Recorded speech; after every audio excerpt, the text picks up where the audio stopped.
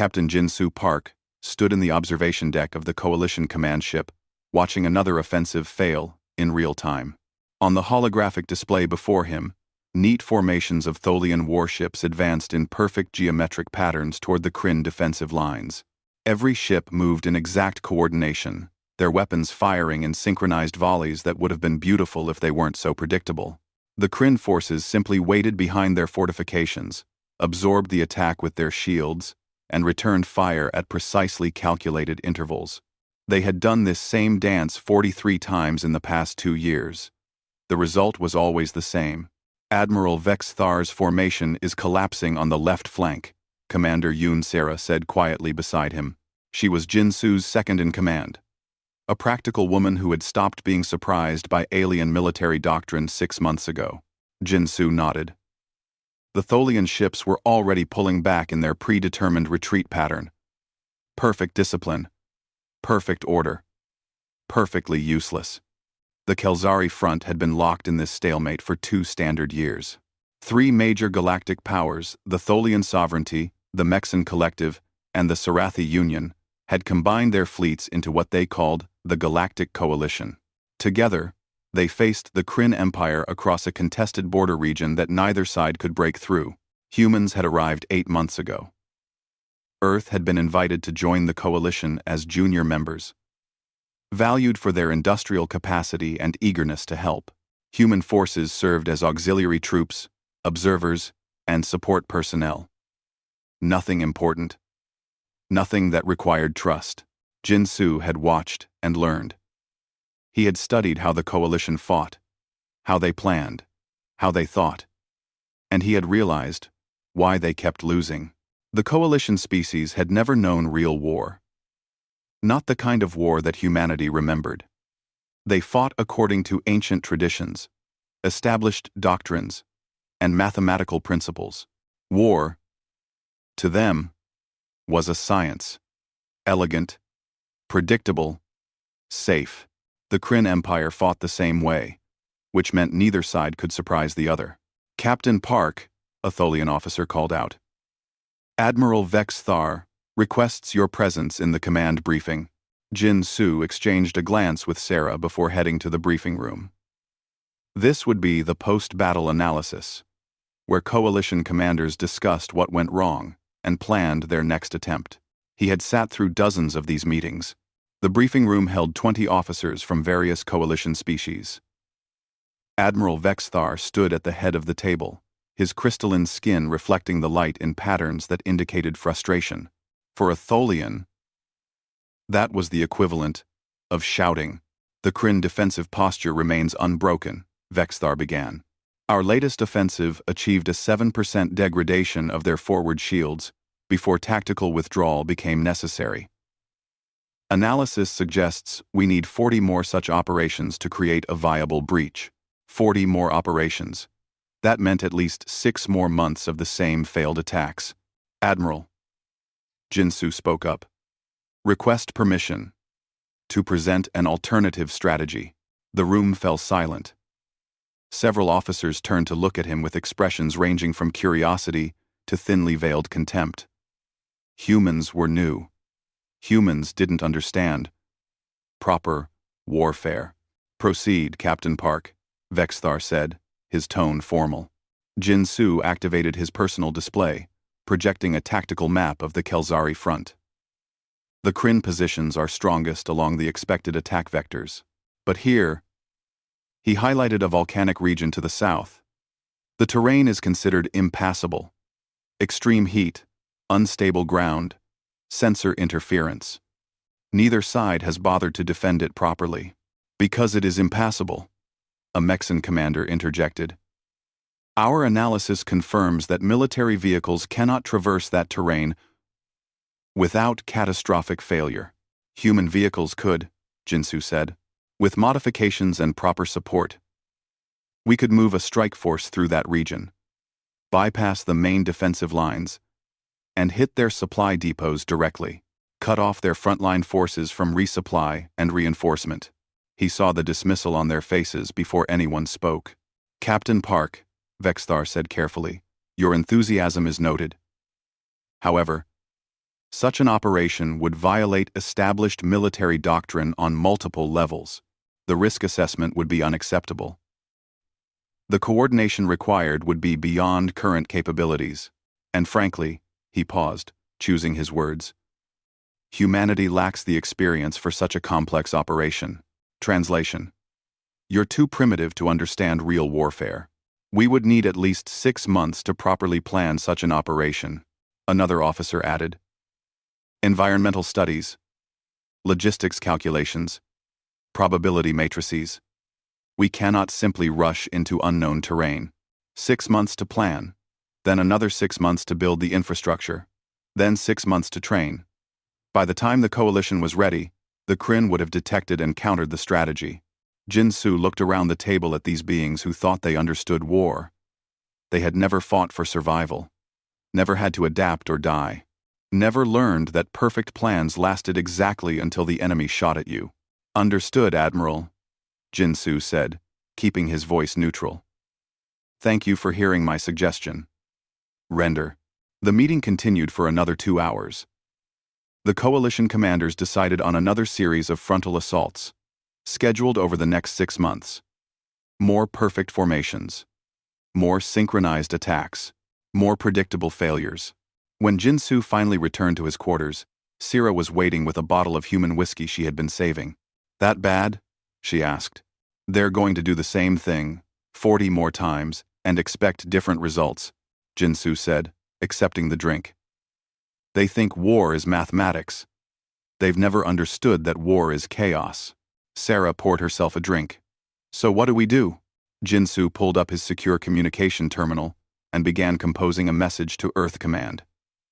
He outlined the situation, the failed strategies, and his own assessment.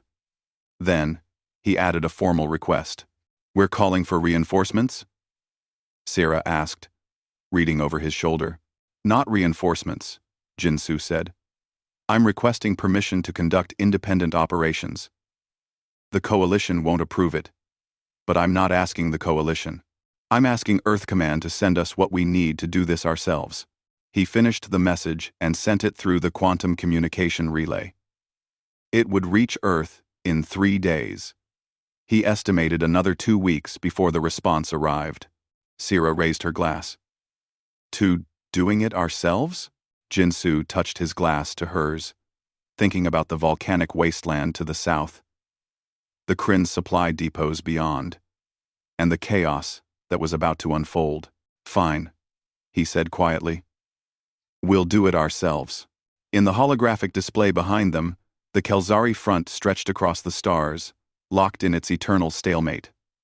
But Jinsu knew something the Coalition commanders didn't. When humans decided to stop waiting for permission, when they stopped trying to do things the proper way, when they finally said those fateful words, that was when the galaxy learned what chaos really looked like. The message winged its way toward Earth, carrying a simple request. Send everything we need to fight a human war. Admiral Vexthar would approve it as a training exercise. Just some harmless humans playing with their primitive equipment in an empty sector. Nothing to worry about. He would realize his mistake far too late. The countdown had begun. 3 weeks later, the 7th Human Expeditionary Force arrived at the Kelzari front. Admiral Vexthar watched from his command deck as the human fleet dropped out of faster-than-light travel. And his confusion grew with each passing moment. He had expected a massive battle fleet. Earth Command had approved Captain Park's request for reinforcements, so Vexthar assumed the humans would arrive with overwhelming force to compensate for their lack of sophistication. Instead, he counted only 12 warships, 8 transports, and a collection of vessels whose classifications didn't match any military category he recognized. Are those mining ships? His tactical officer asked, highlighting 3 of the strange vessels on the display. And construction barges. Another officer added, Admiral, the humans appear to have brought a salvage and engineering fleet, rather than military reinforcements. Vexthar activated his communication channel to the human flagship. Captain Park, this is Admiral Vexthar. Your fleet composition is unexpected. We requested combat support. Number 4. Number 4. Jinsu's face appeared on the screen, and Vex Thar noted the human's expression, something his cultural database identified as a smile, though its exact meaning remained unclear. "Admiral, we brought exactly what we need," Jinsu said. "Request permission to conduct training exercises in Sector 773. It's adjacent to the main front, but currently unoccupied. We need to get our people familiar with local conditions." Sector 773. That was the volcanic wasteland the humans had wanted to use for their impossible flanking maneuver. Vex Thar felt something close to relief. At least the humans weren't going to attempt that suicidal plan. "Permission granted, Captain Park. Use the sector as needed for your training. Command will coordinate with you if we need the space for operations." "Appreciated, Admiral. We'll try to stay out of your way." The channel closed, and Vex Thar returned his attention to planning the Coalition's next offensive. The humans could play in their volcanic wasteland. It would keep them occupied and out of danger. What Vex Thar didn't see was the activity that began immediately in Sector 773. Commander Sarah stood on the edge of a volcanic crater, sweating inside her protective suit as she studied the terrain through heat-resistant sensors. Around her, human combat engineers were already at work, testing the ground, measuring temperatures, and collecting samples. "Temperature at ground level averages 400 degrees Celsius, one engineer reported. "Unstable footing, pockets of superheated gas, and sensor interference across all standard frequencies." "Perfect," Sierra said. "Exactly what we need. Start mapping viable routes. I want 3 different paths through this hell, each one capable of supporting vehicle traffic." "Vehicle traffic, ma'am?" the engineer asked. "Our transports will melt in these conditions." "Not after you're done with them," Sierra replied. "Strip out every non-essential system. Add heat shielding from the mining equipment. Install emergency coolant systems. If it means the transports can only operate for 6 hours before breaking down, that's fine. We only need them to work once." While engineers studied the terrain, human combat units practiced maneuvers that made no sense to outside observers. Squads split apart and reformed in different configurations. Communication protocols were deliberately disrupted, forcing units to operate independently. Soldiers practiced rapid vehicle extraction, equipment salvage, and field repairs using mismatched parts. It looked like chaos. It was practice. Lieutenant Han Min-jun led his squad through what he called disaster drills. His soldiers had to complete objectives while dealing with random equipment failures, communication blackouts, and constantly changing orders. "War is chaos," Min-jun told his team. "Plans fail, equipment breaks, orders get lost. The Coalition thinks they can eliminate chaos through perfect planning. We're going to become the chaos." Meanwhile, human intelligence officers were conducting operations that the Coalition had never considered relevant to military planning. They talked to refugees in the border stations. They bribed merchant captains for gossip. They hacked into commercial communication networks to monitor shipping schedules. Within 2 weeks, the humans had built a detailed picture of Kryn Empire operations that Coalition intelligence hadn't achieved in 2 years. They knew which supply depots serviced which frontline units. They knew when shifts changed at Kryn bases. They even knew which commanders had personal problems that affected their decision-making. Jin Su reviewed the intelligence reports in his command center, a converted cargo bay that looked nothing like a proper military headquarters. Maps covered every wall, marked with notes in multiple languages. Communication equipment from 3 different human nations competed for power. Coffee cups and meal containers littered every surface. "We've identified 3 critical supply depots," his intelligence officer reported.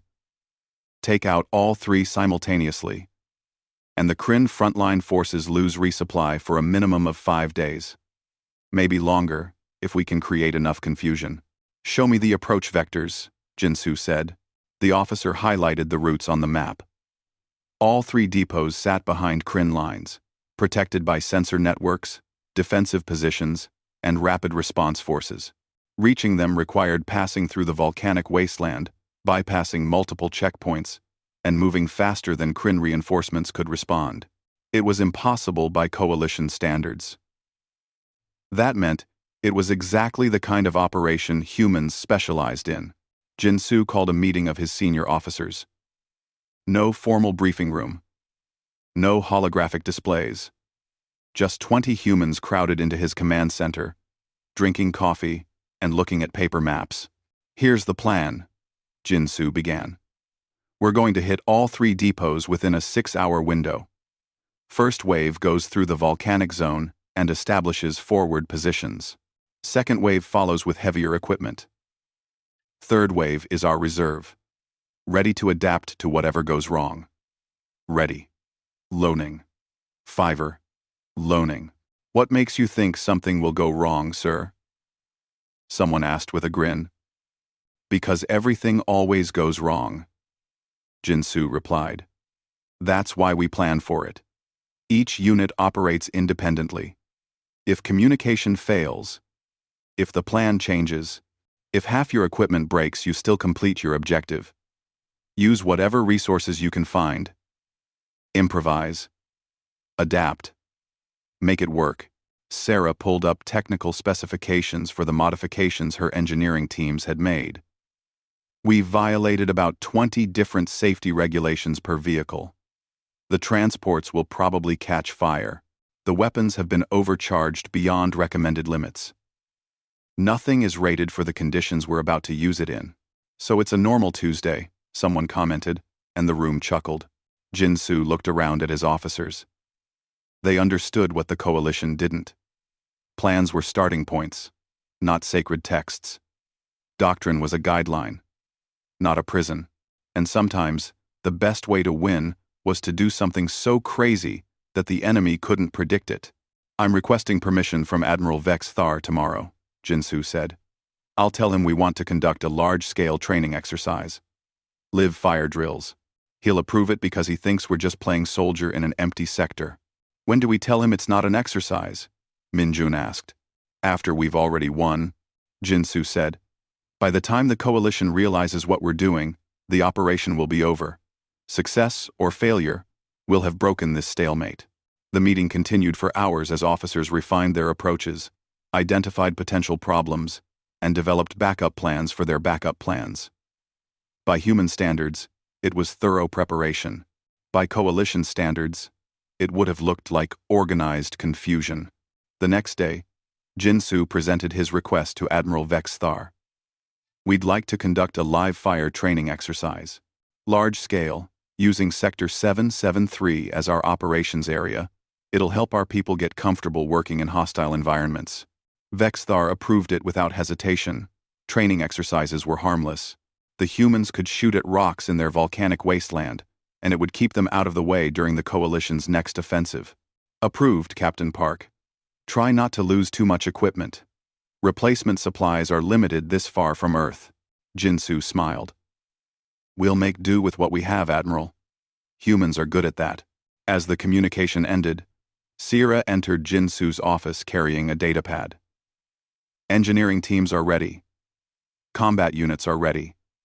Intelligence has confirmed the depot locations. We can launch in 48 hours. Jinsu looked at the tactical map on his wall, showing the Kelzari front in all its stagnant glory. 2 years of perfect strategies had achieved nothing. Time to show the galaxy what imperfect chaos could accomplish. Send the alert to all units, he said. Operation begins in 48 hours. And someone make sure we have enough coffee. It's going to be a long week. The operation began at 0400 local time, and within 30 minutes, absolutely nothing was going according to plan. Which meant everything was going exactly as Jinsu expected. Lieutenant Minjun's transport hit an unexpected lava flow 20 kilometers into the volcanic zone. The vehicle's heat shielding started failing, warning lights covering the cockpit display like a festival decoration. Coalition doctrine would have called for immediate withdrawal and equipment inspection. Driver, hard right, Minjun ordered. Engineering, dump coolant into the undercarriage. We'll overheat in 10 minutes, but we only need 8. The transport lurched sideways, grinding across terrain, that would have been impossible for Coalition vehicles. Behind them, 2 more transports followed, each one already showing signs of thermal damage. They looked like they were falling apart. They probably were. But they were still moving. In the Coalition Command Center, Admiral Vexthar stared at his tactical display in confusion. Sensors were detecting movement in Sector 773, but the readings made no sense. The display showed vehicles operating in conditions that should have destroyed them instantly. Either the sensors were malfunctioning, or the humans were doing something impossible. "Contact Captain Park," Vexthar ordered. "Verify the status of their training exercise." But Jinsu wasn't answering. He was too busy coordinating chaos from his mobile command post, a modified transport that was currently bouncing across volcanic rock, while his command staff tried to keep their equipment from sliding off tables. "First wave is through the thermal zone," his operations officer reported, shouting over the sound of rattling equipment. "Second wave is encountering heavier resistance from the terrain. Third wave is standing by." "Tell second wave to use route, Charlie," Jinsu ordered. "Route Alpha is blocked. And someone find out why communications with Team 7 just went dark." "Team 7 drove through a sensor dead zone, sir. They're operating independently now." As planned. As planned. Those words would have terrified a Coalition commander. For humans, it was Tuesday. At the first supply depot, Captain Lee Soo-jin watched through her sensor visor as Kryn security forces conducted their routine patrol. She had been lying in volcanic ash for 3 hours, her suit's cooling system barely keeping her alive in the heat. 12 other soldiers lay hidden around her, invisible to Kryn's sensors because human equipment wasn't supposed to exist in this environment. The humans had spent 2 weeks studying Kryn's security patterns. They knew the guards changed shifts every 6 hours. They knew the automated defenses had a 2-second delay in their response protocols. They knew the supply depot's commander liked to sleep late, which meant morning security was handled by a junior officer who followed the manual perfectly. Perfect following of the manual created predictable gaps that humans could exploit. "Security patrol passing checkpoint 3, Lee whispered into her radio. "Moving to Phase 2. In 60 seconds. Phase 2 began when a human transport emerged from the volcanic zone, broadcasting Kryn identification codes that the intelligence team had stolen from a commercial database. The transport looked absolutely wrong, covered in makeshift heat shielding, parts obviously falling off. Engines smoking, but its transponder said it was a legitimate supply vehicle. The Kryn automated defenses didn't know what to do. The transponder was correct, but the visual identification was completely wrong. Security protocols said to investigate, which meant delaying automated weapons activation while a guard physically inspected the vehicle. That 2-second delay was all Lee needed. Her team stormed the security checkpoint while the guards were still requesting clarification from their command center. Kryn's soldiers were well-trained and disciplined, but they had never fought an enemy that appeared from impossible directions using impossible equipment. By the time they understood what was happening, human soldiers were already inside the depot perimeter. At the second depot, everything went wrong in a completely different way. Lieutenant Park Ji-won's team arrived to find that Kryn reinforcements had arrived early for a scheduled inspection. Instead of the expected 20 guards, there were 80, with combat vehicles and heavy weapons. Coalition doctrine would have called for withdrawal and reorganization. Coalition commanders would have spent hours recalculating probability matrices before attempting a new approach. "Well, that's inconvenient," Ji-won said, studying the situation through her sensors. "Change of plans. Team Alpha, create a diversion at the north entrance. Team Bravo, loop around and approach from the maintenance tunnels. Team Charlie, see if you can hack into their defense grid and turn their own weapons against them." "Sir, we don't have authorization to access Kryn military networks," her communications officer said. "Then don't get caught," Ji-won replied. "Move out." What followed would have given Coalition military instructors nightmares. Human soldiers split into groups that operated with minimal communication, adapting to changing situations faster than their enemies could respond. One squad created a diversion by driving a transport loaded with explosives directly at the depot's front gate, then bailing out at the last second. Another squad found maintenance tunnels that weren't on any official map, but that refugees had mentioned in casual conversation weeks ago. A third squad started trying random hacking protocols against the Kryn defense grid, using stolen codes and improvised algorithms. None of it should have worked. All of it did. Commander Sarah was having her own problems with the third depot. Her transport had broken down completely, catching fire exactly as she had predicted it would. Her engineering team had exactly 8 minutes before the fire reached the fuel cells and turned the transport into a bomb. "Strip everything useful," she ordered. "Weapons, supplies, communication equipment. If it's not nailed down, take it. We're hitching a ride with Team 9. Team 9 is already overloaded, ma'am," an engineer said. "Then we'll hang off the sides," Sarah replied. "Move." 6 minutes later, the transport exploded in a satisfying fireball. By then, Sarah and her team were crammed into another vehicle that was never designed to carry so many people. The transport's suspension was failing, its engines were overheating, and warning lights covered every display. "How are we doing?" Sarah asked the driver. "Terrible, ma'am. This thing should have fallen apart 10 minutes ago." "Perfect. Keep it together for another 20 minutes. Then it can explode for all I care." Back in the Coalition Command Center, Admiral Vexthar was realizing that something was very wrong. His tactical display was showing activity in sectors that should have been empty. Kryn military communications were reporting attacks on supply depots. Sensor networks were detecting human transponder signals, where humans had no authorization to be. "Get me Captain Park immediately," Vexthar ordered. His communication officer tried every channel, every frequency, every priority override. Finally, a response came through. Audio only. With terrible static. "Admiral Vexthar, this is Captain Park." Jinsu's voice was nearly drowned out by background noise, explosions, shouting, and what sounded like alarms. "Sorry for the communication delay. We're a bit busy with our training exercise. Captain, our sensors are detecting combat operations in Kryn-controlled space. Are your forces engaged with enemy units?"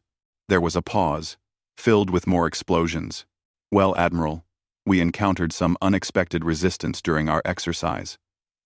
Rather than withdraw and reorganize according to proper doctrine, we decided to improvise. You know how humans are." Vexthar's translator struggled to convey his emotional state.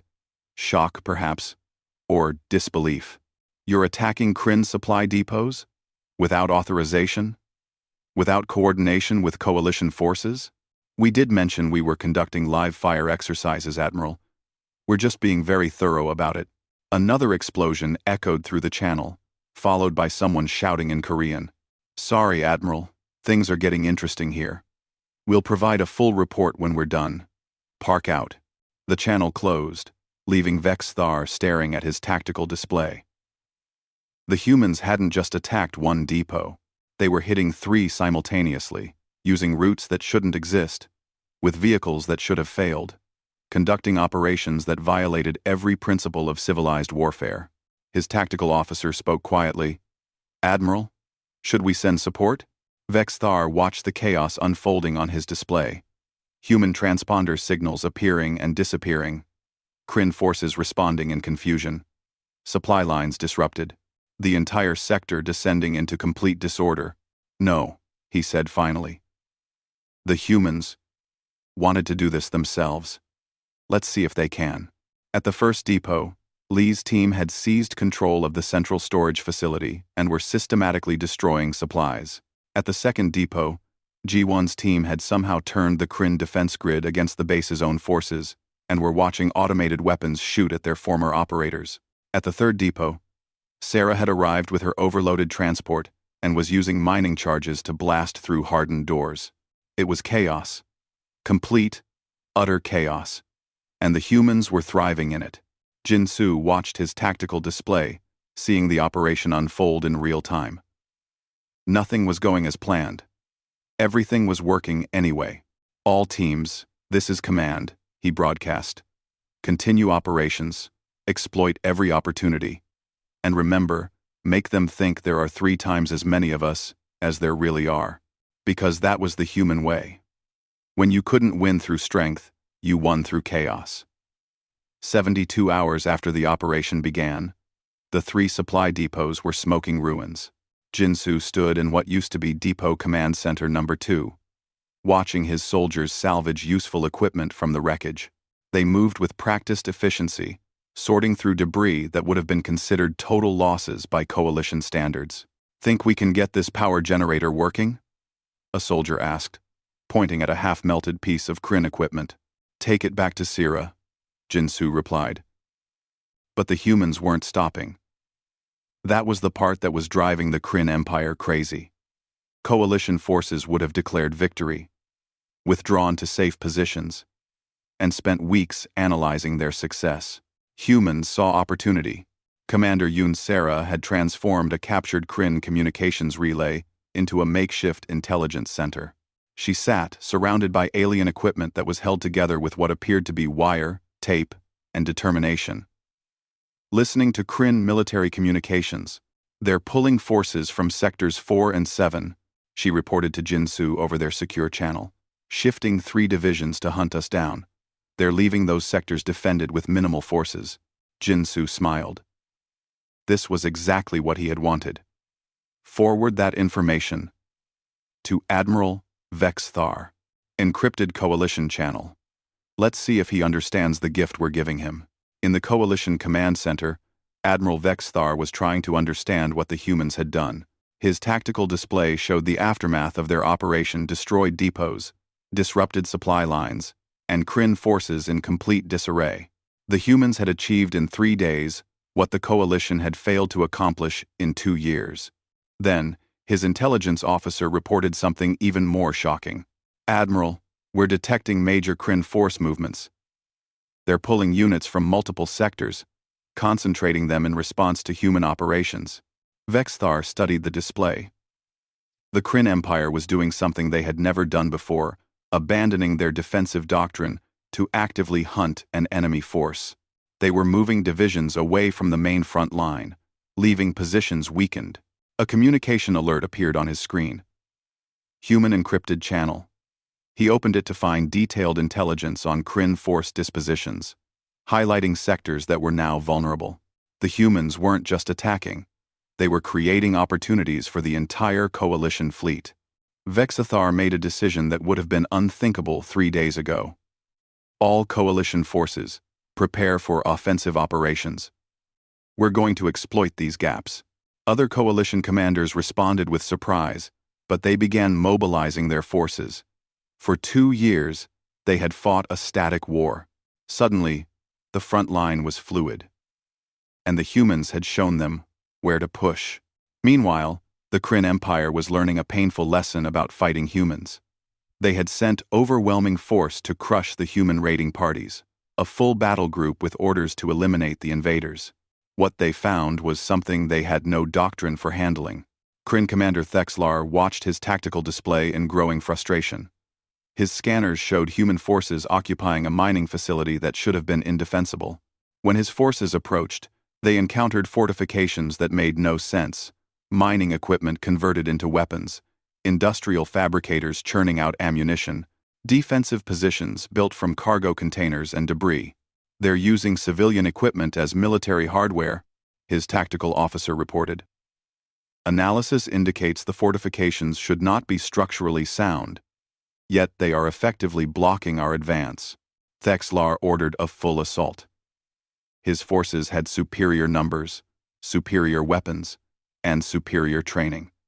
The humans were trapped in a facility with no escape route. The battle lasted 6 days. Lieutenant Lee Soo-jin commanded the human defenders in that mining facility. She had 2 companies of soldiers, a collection of mining equipment, and a deadline to hold the position until Coalition forces could advance. The Kryn threw everything at her position: artillery, airstrikes, armored assaults. The humans held. "Southwest wall is failing," her second-in-command reported on day 3. "We've lost 2 heavy weapons positions. Pull back to secondary line," Lee ordered. Rig the mining charges we placed yesterday. When the Kryn advance into that sector, bring the whole thing down on them. That'll take out our own positions too, sir. We weren't planning to hold those positions anyway. Fall back to Line Delta and prepare to receive them there. This was warfare the Kryn didn't understand.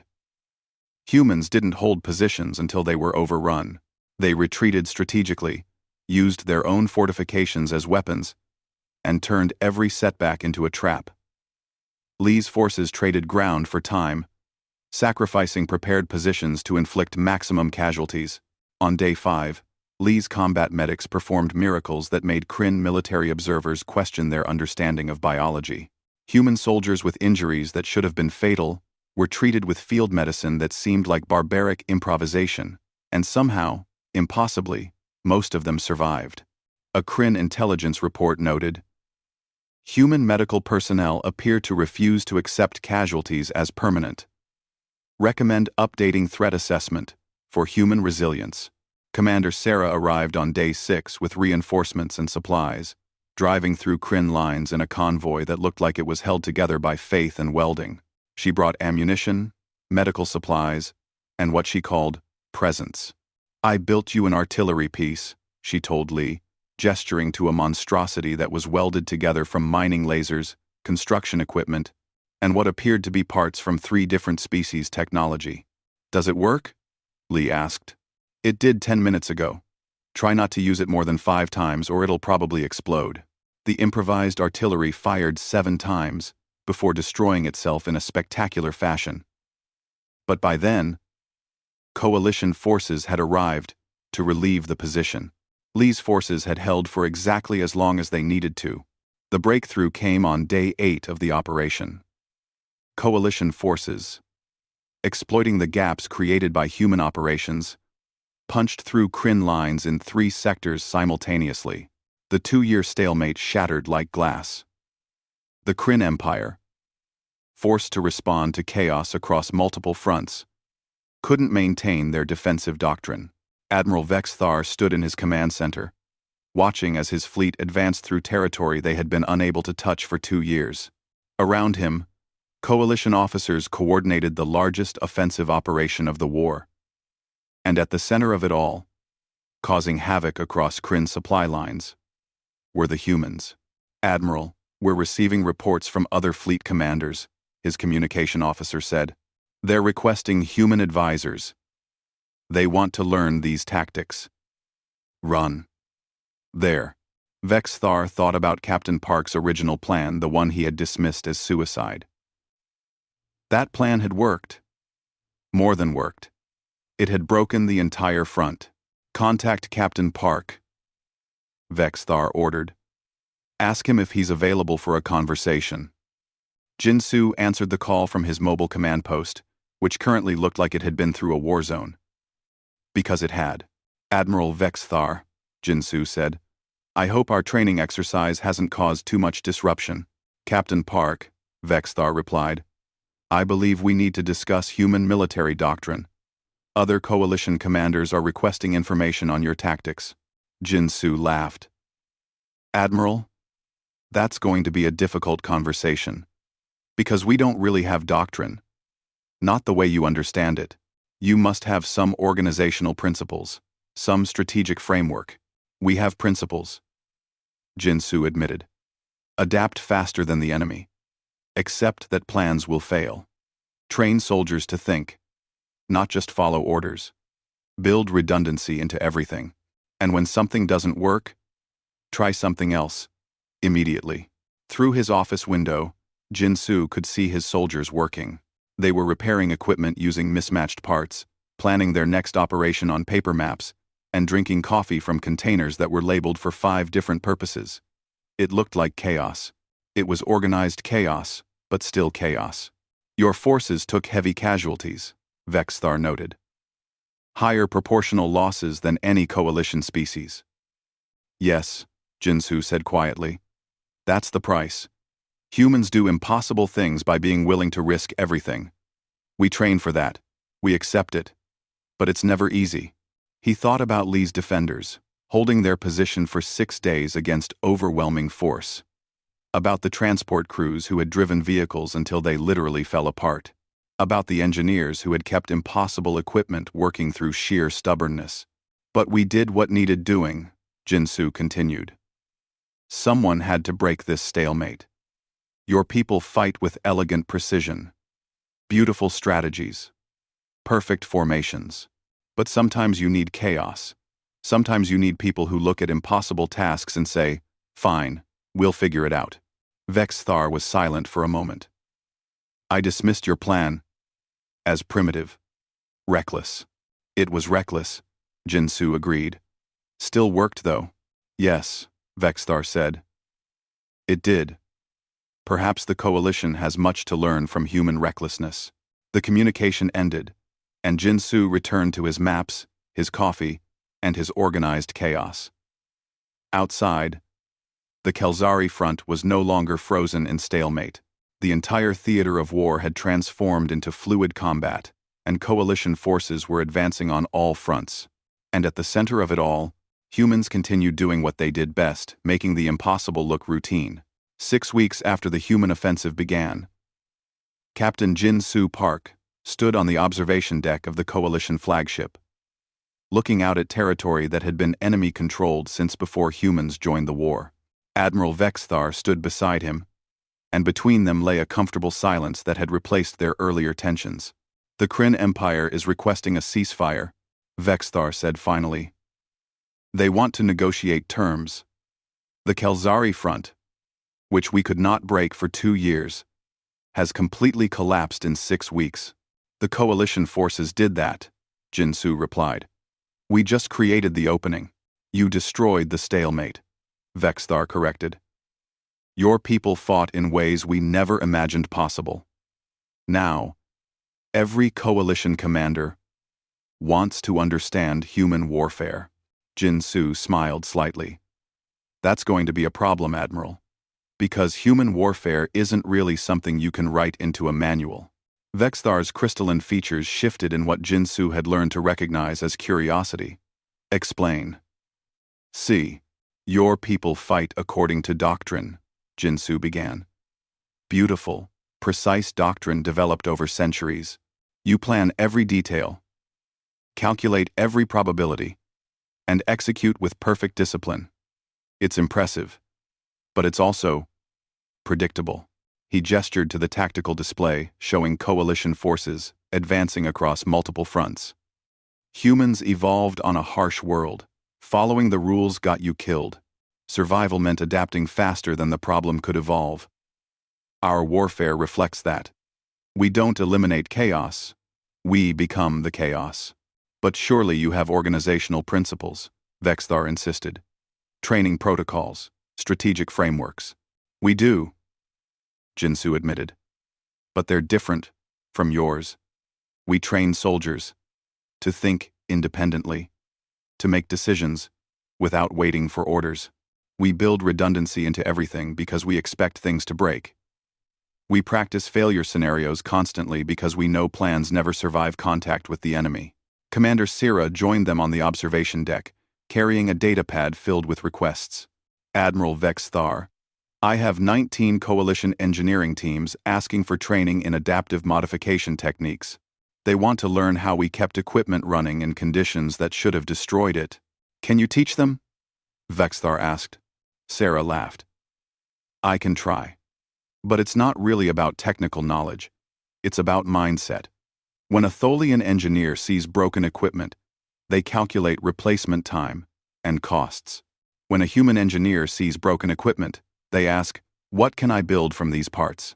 She pulled up images on her datapad showing some of her more creative solutions during the campaign. An artillery piece built from mining equipment. A communication relay constructed from 3 different species technology. A transport that had been held together with wire, hope, and stubbornness. None of this should work according to proper engineering principles, Sarah explained. But humans have a saying, if it's stupid, but it works, it's not stupid. We'll break every safety regulation, void every warranty, and combine incompatible systems if it means completing the mission. Vexthar studied the images with something approaching disbelief. This approach seems inherently dangerous. It is, Jinsu confirmed. Human casualty rates were proportionally higher than any coalition species. We achieve the impossible by being willing to risk everything. That's not something you can just copy. It's part of who we are. A communication alert interrupted them. Lieutenant Lee Soo-jin appeared on the screen, currently stationed at a forward operating base that still looked like organized chaos. Behind her, soldiers were conducting maintenance on equipment in ways that would horrify Coalition engineers. Captain, we're receiving inquiries from 4 different Coalition commanders asking for human advisors, Lee reported. They want us to help plan their next operations. Tell them we're available, Jinsu said. But warn them that we're going to suggest things that violate their doctrine. Possibly several dozen regulations, too. They're aware, sir. Apparently word has spread about what happened here. Everyone wants to know how humans fight. After the communication ended, Vexthar spoke quietly. I dismissed your plan as primitive, reckless, suicidal. I was wrong about all of it. You weren't entirely wrong, Jinsu replied. It was reckless. People died. Equipment was destroyed. We broke 1,000 rules and violated probably every military regulation in the Coalition handbook, but sometimes that's what it takes to win. He thought about the 6-day defense of the mining facility, about transport crews who had driven vehicles until they literally caught fire, about engineers who had kept impossible systems running through sheer determination, about soldiers who had looked at overwhelming odds and decided to fight anyway. Humans have been doing impossible things for our entire history, Jinsu continued. We're the species that looked at flying and built airplanes. We saw space and built rockets. We face impossible problems, and our first reaction isn't to calculate the odds of success. It's to ask, how do we make this work? Vexthar was silent for a long moment, processing this perspective. The Coalition has much to learn from humanity. But I worry about the cost. Your people take risks that would be considered unacceptable by our standards. That's fair, Sira said. Human warfare is effective, but expensive. We lose people. We destroy equipment. We accept casualties that other species would consider catastrophic. That's the trade-off. We can do impossible things, but nothing is free. A new message arrived. Another front had reached a stalemate. Coalition forces were requesting human assistance. Jinsu read the message and smiled slightly. Admiral, we're needed at the Torvan front. Apparently there's a situation that Coalition forces have been unable to resolve for several months. I've read the reports, Vexthar said. The Torvan system is heavily fortified. A direct assault would be prohibitively expensive. Our strategists estimate it would take at least a year to reduce those defenses through conventional siege. Want to bet we can break it faster? Sira asked. Vexthar's translator struggled to convey his emotional state, something between concern and anticipation. How would humans approach such a situation? We'd start by throwing out the assumption that we need to attack the fortifications directly, Jinsu said. Then we'd look for weaknesses that aren't on the tactical maps. Talk to refugees, bribe merchants, find the unexpected angles, and then we'd do something so crazy that the defenders wouldn't predict it. That's not a strategy, Vexthar protested. That's barely even a framework. Welcome to human warfare, Admiral, Jinsu replied. We make it up as we go along. And somehow, it works. A new communication alert appeared. Earth Command was responding to the situation, and the message made Jinsu laugh. What is it? Sira asked. Earth Command is dispatching the 4th Expeditionary Force to the Torvan front. They'll arrive in 3 weeks. Jinsu showed them the force composition. Combat engineers, intelligence specialists, and what they're calling adaptive response units. Translation: soldiers trained to cause controlled chaos. Across the galaxy, on dozens of Coalition flagships, commanders were beginning to recognize certain patterns. Increased human radio chatter, often mixing multiple languages. Engineering teams modifying equipment in ways that violated safety protocols. Combat units practicing maneuvers that made no tactical sense, according to established doctrine. Small groups conducting intelligence operations in civilian areas. These were the warning signs. When humans started acting like organized chaos was about to erupt. When equipment started being modified beyond recognition. When soldiers practiced impossible scenarios, that's when coalition commanders knew something was about to happen. A Mexican commander sent a message to his Tholian counterpart. Humans in my sector are practicing rapid equipment, salvage, and field modification. Should I be concerned? The Tholian responded.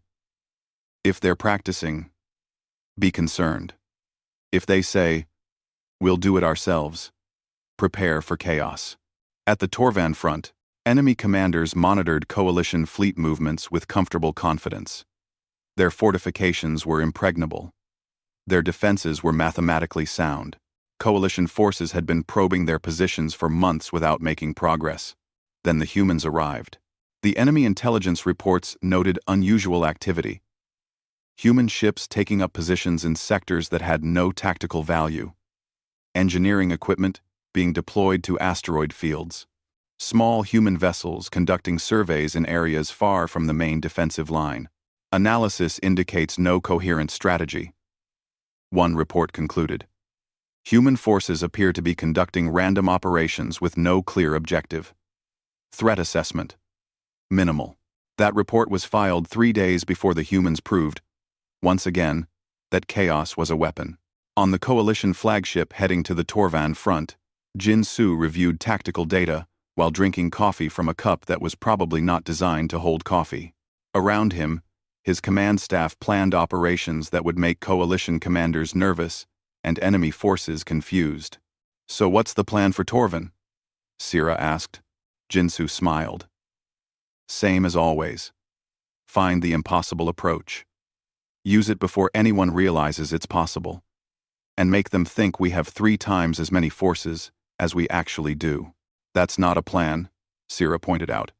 That's barely a concept. It's the human way, Jinsu replied. We'll figure out the details when we get there. Somewhere in Coalition High Command, a strategic analyst was trying to write formal doctrine based on human operations. The report began. Human military methodology appears to function on principles that contradict established strategic theory. Their success rate suggests that conventional understanding of warfare may be incomplete. The report ended with a recommendation. When humans say, fine, I'll do it myself, all forces should prepare for unconventional operations with unpredictable outcomes. Standard defensive doctrines may prove inadequate. A separate intelligence report, marked classified, concluded with a warning that was spreading through military channels across the galaxy. Human forces are most dangerous when they stop asking for permission and start improvising solutions. Recommendation for engagement. Don't let them say, I'll do it myself. Quote, but it was too late. The galaxy had learned what happened when humans decided to stop waiting for approval, stop following the rules, and start solving problems their own way. The chaos had already begun, and the humans were just getting started.